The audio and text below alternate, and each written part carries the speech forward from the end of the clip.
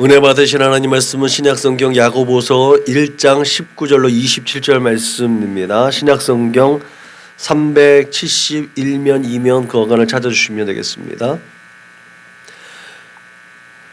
야고보서 1장 19절부터 27절 말씀 한 절씩 번갈아 가며 읽겠습니다. 내 사랑하는 형제들아, 너희가 알지니 사람마다 듣기는 속히 하고 말하기는 더디하며 성내기도 더디하라. 그러므로 모든 더러운 것과 넘치는 악을 내버리고 너희 영혼을 능히 구원할 바 마음에 심어진 말씀을 온유함으로 받으라.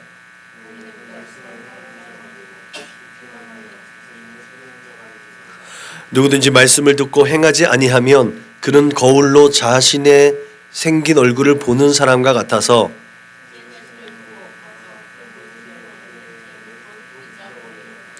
자유롭게 하는 온전한 율법을 들여다보고 있는 자는 듣고 잊어버리는 자가 아니요 실천하는 자니 이 사람은 그 행하는 일에 복을 받으리라.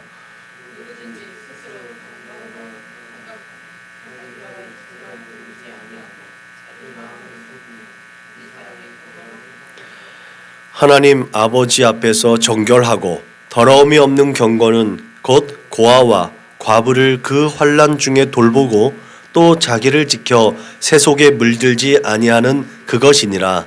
아멘. 자신을 속이는 자가 되지 말자. 오늘 이와 같은 말씀을 제목을 가지고 야고보서를 통해서 주신 하나님 말씀을 듣고 우리의 삶 가운데 또 하나님의 뜻을 이루어드리고자 합니다. 야고보는 본래 예수님의 메시아라는 사실을 인정하지 않았던 예수님의 형제였습니다. 예수님의 가족은 예수님이 미쳤다는 소식을 듣고 예수님을 붙잡으러 다녔습니다. 당연히 야고보도 그랬죠. 더군다나 나사로의 사건을 통해서 유대인들은 예수님을 메시아로 인정하는 자들은 그 사회에서 축출하기로 결의했습니다. 그렇기 때문에 경제적으로도 여유롭지 못했던 예수님의 가족들은 노심초사했을 거예요. 그 사회에서 격리되거나 그 사회에서 또 제외될까 노심초사했을 것이라 생각이 됩니다. 그래서 예수님이 전하해지는 그 교훈의 자리에 예수님 가족들도 조금 뭔가 이상하다 싶으면 예수님을 붙잡아 가고 싶어서 그 군중들 속에 또 있었던 것으로 확인할 수 있죠. 어쩌면 오늘 야고보서 안에 예수님의 그 교훈이 많이 담겨져 있는 것도 예수님을 잡으러 다녔던 그 가족들이 멀리서나마 예수님의 그 교훈을 듣고 마음에 품었다가 의도치 않게 이후에 예수님의 교훈을 다시 상기시키면서 예수님의 본뜻, 정말 하나님께서 우리에게 향하신 하나님의 뜻이 무엇인지를 그제서야 깨닫지 않았을까라는 생각이 됩니다. 그렇게 예수님의 형제였던 야고보는 예수님이 죽은 이후에 그리고 부활 이후에 예수님이 메시아라는 사실을 이제 깨닫게 됩니다. 그리고 진짜 예수님의 참 증인된 사도로서의 그 역할을 감당하게 되지요. 야고보는 마가이 다락방에서 그 다른 형제들과 함께 마음을 같이 해서 기도했습니다. 그렇게 기도하며 힘쓰며 애쓰며 기도했을 때 성령이 충만한 그런 성령의 임재를 경험하고 성령의 역사를 또한 체험했습니다. 이후에 야고보는 예루살렘 공회의 수장이 되었죠. 사도행전 15장에 보면 공회가 이루어질 때 야고보는 그 예루살렘 공회의 예루살렘 교회의 그 담임 목사, 총회장 이런 역할을 가장 중요한 역할을 감당하고 있음을 우리는 확인할 수가 있는 것이죠. 그러면서 그는 그럼에도 불구하고 나는 예수님의 종이다. 예수님의 형제이고 혈육이지만 메시아이신 예수님을 인정하며 나는 그 예수 그리스도의 종이라는 사실을 고백합니다. 야고보의 서신인 이 야고보서에는 특히 그렇게 마태복음에서 교훈되어진 익숙한 메시지들이 많이 등장합니다. 특히 갈릴리 지역에서 교훈하셨던 산상수훈의 내용을 요약하듯이 예수님의 교훈은 참 많이 있죠. 그런 의미에서 오늘 주어진 본문을 통해서 야고보서를 통해 하나님께서 말씀하시고자 하시는 뜻, 우리를 향하신 하나님의 계획과 뜻이 무엇일까? 저는 경건한 삶, 이 경건, 하나님 앞에 온전한 예배를 드리는 온전한 신앙생활, 이것이 결국은 야고보서에서 말하고 있는 하나님의 뜻이 아닌가, 저는 그렇게 결론을 지어봅니다. 이 결론에 도달하기 위해서 먼저 우리는 야고보서를 마주대하는 독자들의 상황을 살펴볼 수 있어야 될 줄로 믿으시기 바랍니다. 왜냐하면 이 야고보서를 대하는 독자들의 상황이나 수천 년이 지난 지금 우리의 상황과 별반 다르지 않거든요. 성경이 2000년 전에 기록되어졌다 해서 아주 먼 이야기처럼 들리는 것처럼 여기는 사람들이 많지만 그 사람들의 삶의 자리는 지금 우리의 삶의 자리와 별반 다르지 않다는 사실을 우리는 확실하게 믿어야 될 줄로 믿으시길 바랍니다. 야고보는 인사말에서 흩어져 있는 12지파에게 문안한다라고 먼저 첫머리를 기록합니다. 그래서 이 편지는 흩어져 있는 이스라엘 백성들, 그들에게 이렇게 돌려서 읽는 그런 회람서신일 가능성이 있다라는 것을 우리는 확인할 수가 있지요. 그래서 이 편지는 성경의 무대가 되어지는 그런 모든 지역의 구석구석에 흩어져 있는 유대인들, 디아스포라 유대인들이라고 하는 그들에게 전해졌을 가능성이 많이 있지요. 예수님을 믿는 유대인들, 예수님을 믿고자 하는 유대인들, 오늘날 이단이 그런 이름도 쓰기도 하지만 메시아닉 주라고 해서 이스라엘 내에 예수님을 믿는 유대인들, 그들을 대상으로 선교하는 단체들이 많이 있죠.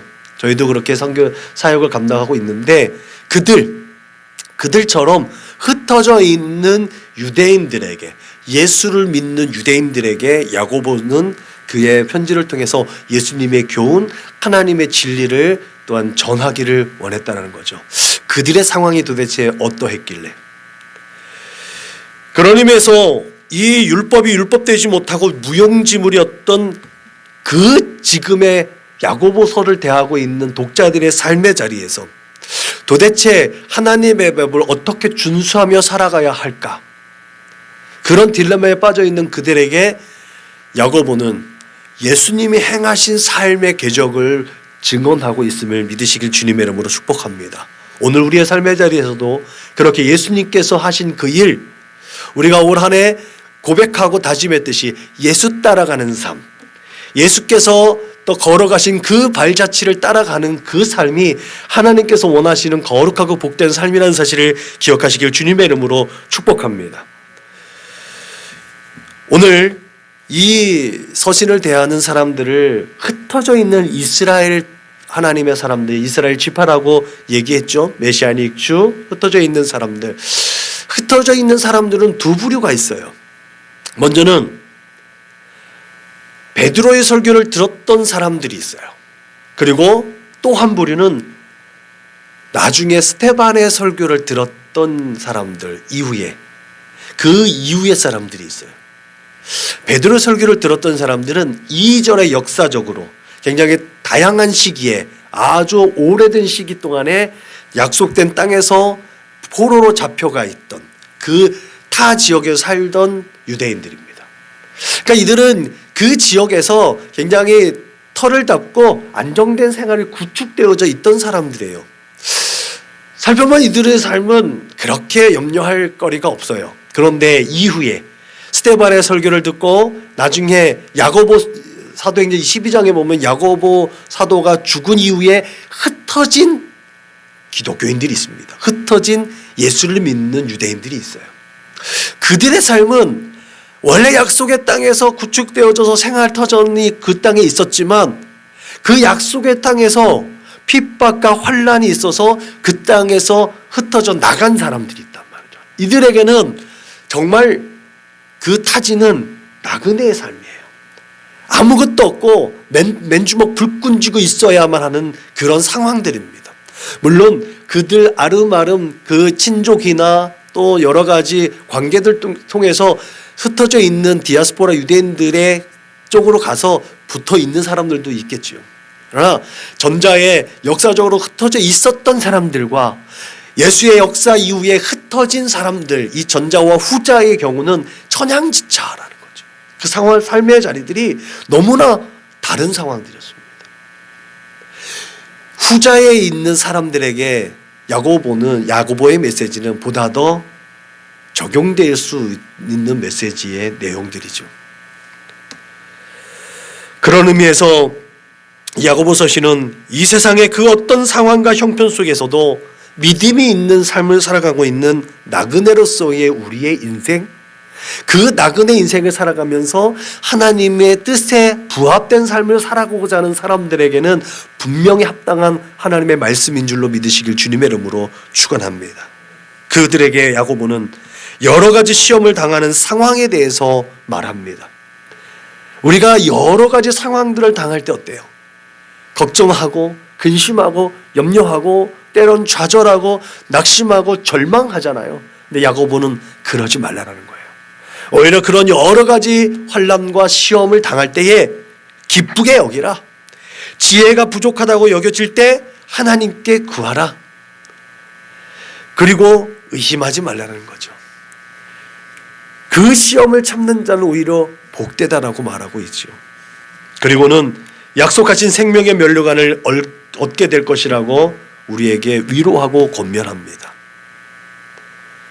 야고보는 그렇게 계속해서 듣기는 속히하고 말하기는 더디하며 성내기도 더디하라고 권면합니다. 우리가 여러 가지 삶의 자리에서 근심스럽고 염려스럽고 뜻대로 되지 아니할 때 우리의 입술로 푸념하듯이 얘기하는 부정적이고 또 하나님의 뜻에 합당하지 않는 삶의 모습들이 많이 나오는데 야고보는 그렇게 하지 말라는 거예요. 듣기는 속히 하라는 거예요. 다른 사람들이 위로하고 다른 사람들이 격려하는 이 말들, 그 말을 잘 들어서 그 말을 잘 소화하라는 거죠. 다른 사람들이 얘기하면 자기 일 아니라고 그렇게 말은 쉽게 하지 라고 말하지 말라는 거예요. 그 사람도 제3자이지만 나를 생각해줘서 하는 말들이라는 거죠. 우리가 그들의 마음을 들을 수 있는 여유가 없기 때문에 우리는 입 밖으로 그렇게 불평하고 불만하고 원망스러운 말을 내뱉을 수 있는 소지가 있는데 야고보는 그렇게 하지 말라는 거예요. 그리고 이제 더 나아가서 차별하지 말고 행함으로 믿음이 온전하게 되라고 말하고 있죠. 실수를 줄이려면 말을 많이 하지 말고 싸움의 원인은 정욕 때문이기 때문에 정욕을 피하라고 얘기하고, 정욕을 피하는 비결이 하나님께 복종하는 일이고 하나님께로 더 가까이 가는 일이라고 우리에게 교훈하고 있습니다. 그러면서 서로 비방하지 말라는 거죠. 원수 갚는 것이 하나님께 있다고 분명히 하나님께서 말씀하셨으니까 너희는 서로 사랑만 하라는 거죠. 서로 비방하지 말라는 거예요. 입법자와 재판관은 오직 하나님 한 분뿐이라는 거예요. 선을 행하고 주님의 때를 길이 참고 기다리라는 거죠. 그래서 인내하는 자가 복되다라고 교훈합니다. 그래서 고난 중에 기도하고 기쁨 중에 찬송하고 병든 중에는 장로들을 청하여서 기도하고 죄를 위해 서로 고백하고 함께 중보하는 사역, 그것이 바로 나그네 인생을 살아가지만 그 삶 속에서도 기쁨과 감사와 평안을 누릴 수 있는 비결이라는 사실을 주옥과 같이 이 서신을 통해서 위로하고 권면하고 또 하늘의 것을 사모하도록 우리에게 용기를 더해 주심을 믿으시길 주님의 이름으로 축복합니다. 이런 메시지를 살펴보자면 정말 앞에서 말씀드렸듯이 이 서신의 독자들, 그리고 오늘 우리의 삶의 자리에 그렇게 취약한 생활적 기반을 가지고 있었던 그 사람들이 정말 하나님의 약속을 기다리며 또 신실하려고 몸부림치는 그들이 그 하나님의 사람들이었다는 것을, 이 말씀을 다 듣고 수용할 수 있고 순종하려고 몸부림치는 진정한 하나님의 예배자였고 하나님의 백성이었구나라는 것을 깨닫게 되는 줄로 믿으시길 바랍니다. 이 말씀을 수용할 수 있는 사람이 얼마나 되겠어요? 믿음이 없으면 수용이 안 됩니다. 거듭해서 말씀드리지만 그래서 믿음은 은사인 거예요. 하나님께서 이 모든 우리의 삶의 자리와 정말 다를 것 같은 그 모든 말씀을 수용하고 그 뜻대로 순종하며 살아가는 삶, 그 사람이 복된 삶, 행복한 사람인 줄로 믿으시길 바랍니다. 그렇다면 오늘 우리의 삶의 자리를 오늘 본수에 빗대어서 살펴볼 필요가 있지요. 이제 2022년도도 얼마 남지 않았습니다. 이 시점에서 우리의 삶의 자리를 한번 점검하는 의미가 되는 줄로 믿으시길 바랍니다. 올 한 해 우리는 얼마나 믿음대로 살았는가? 올 한 해 우리는 얼마나 하나님의 뜻 가운데 서 있었는가? 예배 때마다 우리는 성실하게 예배를 드렸죠.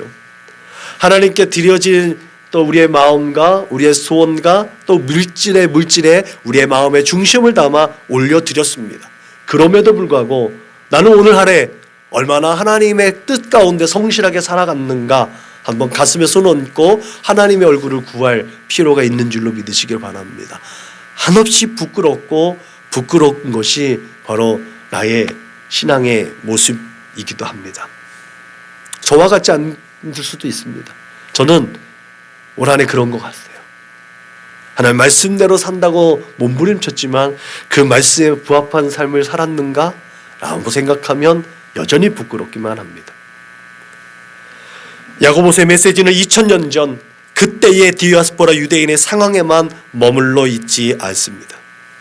우리가 분명히 전제해야 될 문제는 성경에서의 알미라는 것이 행동으로 드러나는 것을 포함하고 있다는 사실이죠. 특별히 오늘 본문은 신앙에 대한 우리의 분명한 입장을 표명하고 있습니다. 행함을 안다는 것을 전제로 하는 행위라는 거죠. 제가 거듭해서 말씀드려 제가 삶의 모토로 삼고 있는 행이지난, 행하는 것은 쉽지만 아는 것이 어렵다. 여러분, 모르고 행하면 다칩니다. 잘 모르면 어려운 거예요. 그래서 잘 알아야 돼요. 제대로 알아야 돼요. 아프고 괴로운 일이 싫으면 제대로 알아야 됩니다. 슬픔이 우리 안에 있기를 원하지 않으면 제대로 알아야 됩니다. 그래서 무식은 죄가 됩니다. 반대로 알고 행하면 안전하죠. 그래서 즐겁고 기쁘고 행복합니다. 그런 의미에서 우리가 하나님을 믿는다라고 하는 이 믿음, 이 신앙생활이라는 건 그래서 깨닫고 행동하는 것까지 포함되는 줄로 믿으시길 바랍니다. 이것이 야고보서를 이해하는 중요한 열쇠입니다. 깨닫고 행동하는 것. 그렇게 야고보가 말하고 있는 행함은 믿음으로 말미암은 믿음을 바탕으로 한 결과적 행동입니다.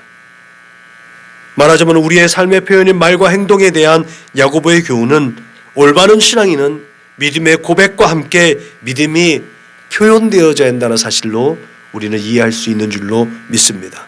야고보는 그렇게 자유롭게 하는 온전한 율법을 들여다보고 있는 자는 듣고 잃어버리는 자가 아니요 실천하는 자니 이 사람은 그 행하는 일에 복을 받느니라 라고 분명하게 우리에게 교훈하고 있습니다. 오늘 우리 사회는 절대적 기준이 상실되어져 있습니다.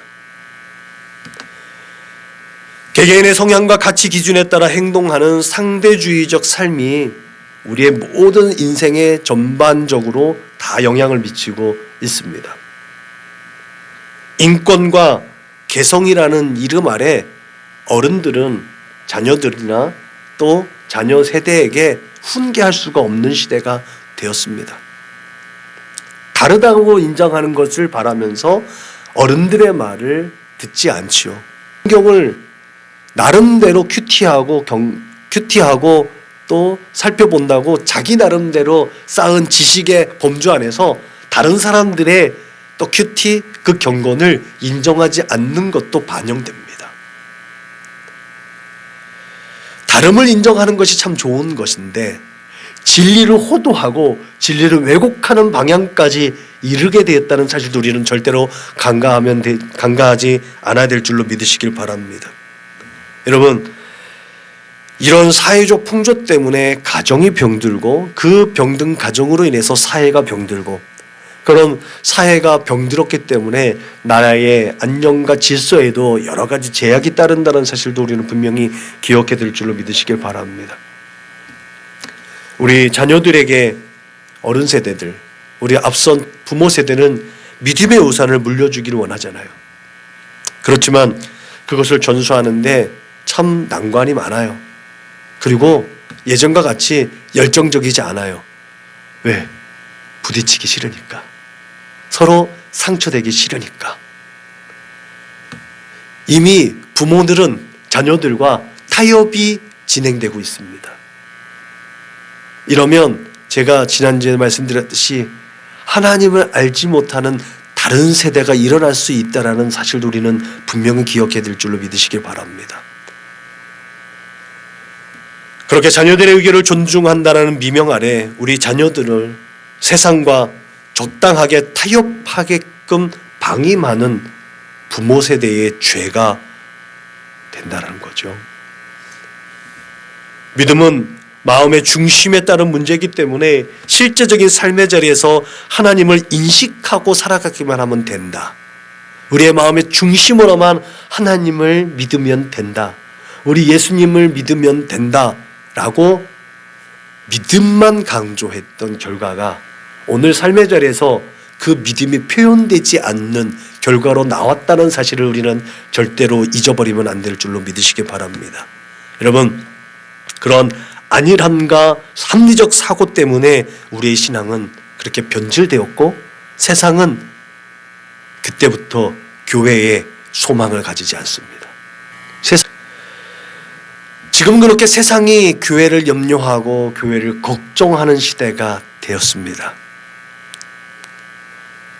이제는 우리가 다시 바꿔야 되지 않겠습니까? 이러한 상대주의적 사고 세계에서 성경의 가르침을 깨달을 때마다 우리 내면에서 계속해서 갈등이 일어납니다. 하나님 말씀을 들으면 그래, 그게 하나님의 비밀한 뜻이었어. 그게 하나님 나라의 교훈이었고 참 그것이 진리다라고 수용하고 순종하는 삶을 살아야 되는데 하나님의 말씀이 던져질 때마다 계속해서 부딪히는 거예요. 계속해서 갈등합니다.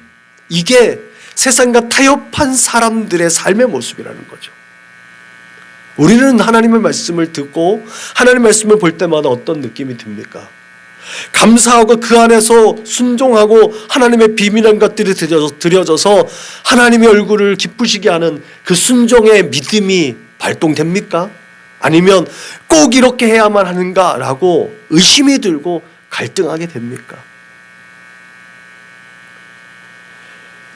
여러분, 야고보서에서는 이런 갈등하고 하나님의 말씀에 의심하고 하나님의 말씀을 들여다볼 때마다 그렇게 내적으로 갈등하는 이 모습들을 보고 그것은 정욕으로 말미암은 우리의 마음이라고 얘기하고 있습니다. 욕심이 잉태한 즉 죄를 낳고 죄가 장성한 즉 사망을 낳는다라고 야고보는 우리에게 말하고 있지요. 야고보서는 그렇게 우리의 악한 마음에 대해서 분명하게 지적합니다. 그래서 오늘 야고보가 우리에게 말하고 있지요. 야, 너 자신을 속이지 마라. 너 스스로 자신을 속이는 자가 되지 말라라고 얘기하고 있는 줄로 믿으시길 바랍니다. 왜요? 하나님은 우리의 머리털까지도 다 세신 바 되시는 거예요. 우리의 마음의 중심을 다 아세요. 하나님의 뜻에 순종하려고 얘가 그 말씀을 들여다보는지, 자기가 먹고 살고 자기의 유익에 만족해서 자기를 외식하기 위해서 하나님의 말씀을 차용하고 도용하려고 하는지 하나님은 알고 계시다는 거예요. 그래서 그 욕심이 잉태한 즉 죄를 낳는다고 하는 거예요. 그 욕심이 뭔데요? 하나님의 말씀을 가지고 내 맘대로 그렇게 막 도용하고 차용하고 하나님 말씀 가지고 내가 사람들한테 지지되는 것처럼 하려고 하고자 하는 마음들이라는 거죠.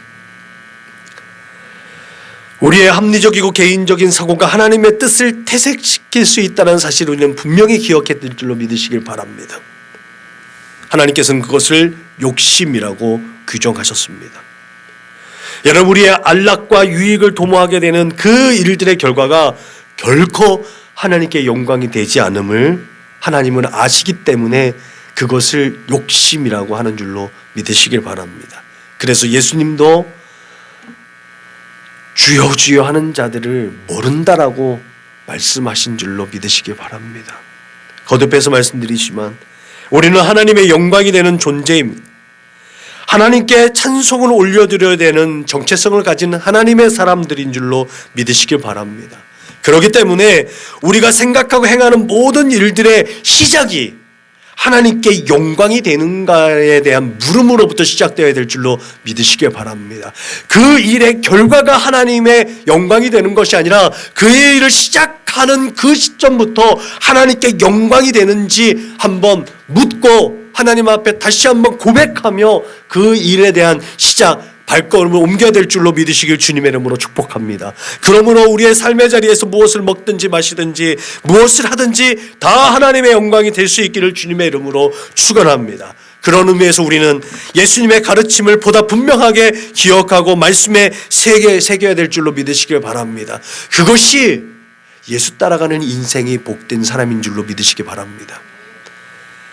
좀 더 본질적으로 야고보서를 들여다보면 우리에게 경계하는 그 메시지가 하나로 결론 지어집니다. 그것은 실존적 무신론자가 되지 말라는 거죠. 실존적 무신론자가 어떤 사람이에요? 하나님이 존재하는 것을 알아요. 그러나 하나님의 뜻대로 살지 않는 것이 실존적 무신론자입니다. 평상시에는 자기 멋대로 사는 거예요. 자기의 생각과 자기의 마음이 움직이는 대로 이 세상 속에서 그 정욕대로 마음대로 삽니다. 그러다가 위기의 순간에 하나님을 찾는 사람들, 그들이 결국은 실존적 무신론자입니다. 나는 예외이겠습니까? 지금 교회 안에 있는 우리는 예외이겠습니까? 야고보는 오늘 우리에게 그렇게 말하고 있다는 거죠. 야고보의 독자들이 아까 말씀드렸죠. 그 험악한 세대를 살아가면서 그 환난과 근심과 염려 가운데 나그네 인생을 살아가면서도 하나님의 뜻대로 살아가려고 몸부림치는 신실한 하나님의 사람들이라고 규정했잖아요. 그들에게 야고보가 얘기하고 있다는 거예요. 야, 너 자신을 속이는 자가 되지 마라. 너 실존적 무신론자가 되지 마라. 오늘 우리에게 그렇게 말하고 있는 줄로 믿으시길 바랍니다. 여러분, 그런데 이런 가슴 아픈 이야기가 오늘 우리의 교회 안에 팽배하다는 사실을 우리는 인정하지 않을 수가 없지요. 그래서 교회가 정치화되고 정치에 이용되고 경제활동의 큰 어장이 되고 신분 상승의 교두보가 되고 오히려 교회 내에서 차별과 비방과 재판과 소송이 일반화되어져 가고 있는 게 오늘 우리가 들여다보고 있는 교회의 모습들 아닙니까? 그래서 아까 말씀드렸던 것처럼 세상이 교회를 걱정하는 것 아니겠습니까? 세상은 끊임없이 야, 우리가 그렇다 할지라도 너희는 그러면 안 되잖아 라는 분명한 목표, 분명한 방향성을 가지고 있어요. 자신들이 허탈한 죄악 가운데 빠졌을 때에 지푸라기를 잡을 수 있는 그 근거가 교회라는 사실을 그들은 알고 있거든요. 지푸라기라도 잡아야 되는데 그 지푸라기 같은 교회마저 자신들과 똑같다고 했을 땐 이 세상엔 아무 소용이 없는 거예요. 아무 소망이 없고 희망이 없는 거예요. 그러니까 야, 교회는 저러면 안 되는데, 목사는 저러면 안 되는데, 그들도 가슴을 쓸어내리는 거예요. 더 큰 문제는 이런 문제들을 이야기하는 실존적 무신론자들이 그들 나름대로는 건전하고 지적으로 옳은 신앙을 가지고 있다라고 자부하고 있다는 거예요. 그리고 그것을 사람들에게 전염시키고 있다는 거죠. 야고보서 뒤에 나오는 베드로서나 요한서신에 보면 이들은 한결같이 거짓 교사라고 지정하고 있다는 거죠. 하나님의 뜻과는 위배되어지고 자신의 정욕과 자신들의 방법대로 하나님의 말씀을 오용하고 도용하고 또 그렇게 포장하는 그런 위선자들, 외식하는 자들, 그들을 하나님께서는 거짓 교사라고 말하고 있다는 사실을 기억하시길 바랍니다. 그런데 야고보서를 우리가 찬찬히 묵상하다 보면 진짜 예수님께서 공생의 사역 중 가운데 교훈한 어록 같다라는 느낌이 들어요. 예수님 말씀하신 것을 집약한 것 같다. 예수님은 이러므로 그들의 열매로 그들을 알리라. 나더러 주여 주여 하는 자마다 다 천국에 들어갈 것이 아니요 다만 하늘에 계신 내 아버지의 뜻대로 행하는 자라야 들어가리라 라고 말씀하셨습니다. 이같이 너희의 빛이 사람 앞에 비치게 하여 그들을 너희 착한 행실을 보고 하늘에 계신 너희 아버지께 영광을 돌리게 하라고 분명하게 말씀하셨습니다. 그렇게 예수님은 거듭해서 우리의 삶으로 믿음을 표현하라고, 그 삶을 진행시켜 나가라고, 믿음이 보여지도록 우리의 삶을 영위하라고 계속해서 명령하고 있음을 기억하시길 주님의 이름으로 부탁을 드립니다. 세례 요한 또한 회개에 합당한 열매를 맺으라고 했잖아요. 회개가 뭐예요? 결국은 하나님의 뜻으로 우리의 삶을 돌이키는 게 회개 아니겠습니까? 그렇게 하나님께 선택받은 이스라엘 백성들에게 믿음을 요구하는 것이 아니라 믿음이 있음을 보이라는 거예요. 그들의 신앙에 따른 삶의 모습을 요구하고 있는 것이 바로 회개에 합당한 열매를 맺으라고 요구하고 있는 세례 요한이나 예수님의 목소리에 경청하는 삶, 그 목소리에 순종하는 삶인 줄로 믿으시길 주님의 이름으로 축복합니다. 그 말씀에 순종하는 삶을 살아갈 때 우리의 믿음은 더욱더 풍성해지고 더욱더 단단해진다는 사실을 기억하시길 주님의 이름으로 축복합니다. 그렇게 우리가 우리의 믿음을 세상에 흘려보낼 때 그렇게 경험되어지는 핍박과 환난과 멸시와 박대, 이 모든 것들은 또 하나님께서 다 기억하시는 거예요. 하나님의 뜻대로 살고자 하는 그 사람들의 삶의 자리는 하나님께서 반드시 기억하시고 보상해 주심을 믿으시길 주님의 이름으로 축복합니다. 그러면 우리가 우리 주 예수 그리스도의 십자가 은혜라는 그 믿음의 기초 위에 뿌려진 보혈과 그 찢겨진 예수님의 흔적을 가진 자라면 반드시 우리의 믿음은 세상 가운데 드러나야 된다는 사실을 기억하시길 바랍니다. 너 예수 믿는다며, 이런 말과 너 진짜 예수 믿는구나, 그 뉘앙스는 완전히 다른 거예요. 세상이 나에 대한 기대가 아니라 내 뒤에서 역사하시는 하나님, 내 삶을 주장해 주시고 우리의 믿음의 근거가 되시는 예수를 볼 수 있는 그런 거룩하고 복된 삶을 살아낼 수 있기를 주님의 이름으로 축복합니다. 그렇게 믿음이 있는 자들은 비판과 정죄와 분리의 자리가 아니라 이해와 용서와 그 바른 교훈으로 화합하는 자리에 서야 한다는 그 대명제를 깨닫는 줄로 믿으시길 바랍니다. 과연 나는 어느 자리에 서 있는가? 여러분의 자리는 어디입니까? 결론적으로 야고보서에 흐르는 중심축은 예수님께서 말씀하신 바 내 몸과 같이 내 이웃을 사랑하라는 이 기본 바탕 위에 서 있습니다. 마지막 절에 그렇게 나와 있죠. 그것이 경건이라는 거예요. 하나님께서 받으실 만한 온전한 예배, 하나님께서 진정으로 받으실 만한 흡족한 우리의 삶의 모습이 어떤 거냐는 거예요. 그것은 고아와 과부를 그 환난 중에 돌보는 것, 그리고 자신을 지켜서 세속에 물들지 않게 하는 것이라고 분명하게 기록하고 있지요. 그렇게 가난하고 소외된 자를 돌봐주고 믿음의 실천이 그 중심에 들어가 있는 것, 그게 바로 진정한 예배, 하나님께서 원하시는 예배 경건인 줄로 믿으시길 바랍니다. 열매 없는 과실수가 아무 가치 없듯이 삶을 통해서 표현되어지지 않는 하나님에 대한 지식, 성경적 지식, 그 진리, 이 모든 것들은 아무 소용이 없습니다. 무의미하고 무가치한 거예요. 오히려 실존적 무신론자처럼 살아가는 삶, 그것을 세상 가운데 보이는 거예요. 그런 의미에서 예수님께서 말씀하신 어찌하여 내 형제의 눈 속에 있는 티는 보고 내 눈 속에 있는 들보는 깨닫지 못하느냐. 너희는 나를 불러 주여 주여 하면서도 어찌하여 나의 말하는 것을 행치 아니하느냐라고 하신 이 주님의 말씀은 우리 믿음의 거울과도 같습니다. 또한 믿음으로 말미암아 구원 얻는다고 했던 사도 바울, 그런 신학적 입지를 굳힌 사도 바울 또한 그의 편지에서 저희가 하나님을 시인하나 행위로는 부인하니 가증한 자여 복종치 아니하는 자여 모든 선한 일을 버리는 자라고 말씀하고 있음을 우리는 분명히 기억해 줄려 믿으시기 바랍니다.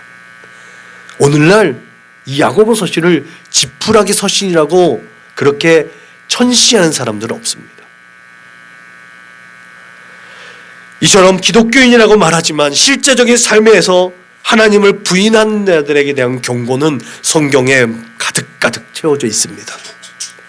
그것이 바로 나를 향한 하나님의 메시지. 너 자신을 속이지 마라 라고 하는 하나님의 음성이 매일매일 들려질 수 있기를 주님의 이름으로 축복합니다. 그러므로 우리 자신의 내면을 들여다보시는 그 하나님 앞에서 우리의 삶 또한 있는 모습 그대로 드려지는 예배자의 영성으로 충만할 수 있기를 주님의 이름으로 축원합니다. 그것이 바로 올바른 신앙을 겸비한 경건한 하나님의 사랑, 그 경건한 하나님의 사람의 믿음인 줄로 믿으시길 주님의 이름으로 축복합니다. 기도하겠습니다. 하나님 감사합니다.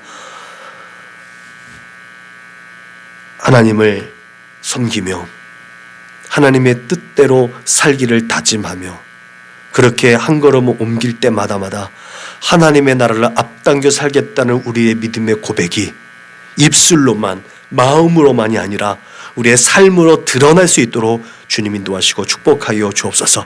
우리의 믿음을 우리의 행동으로 삶으로 표현할 수 있도록 용기를 더하여 주시고 담대하게 이 세상으로 한 걸음 한 걸음 나아갈 수 있도록 주님 인도하시고 축복하여 주옵소서.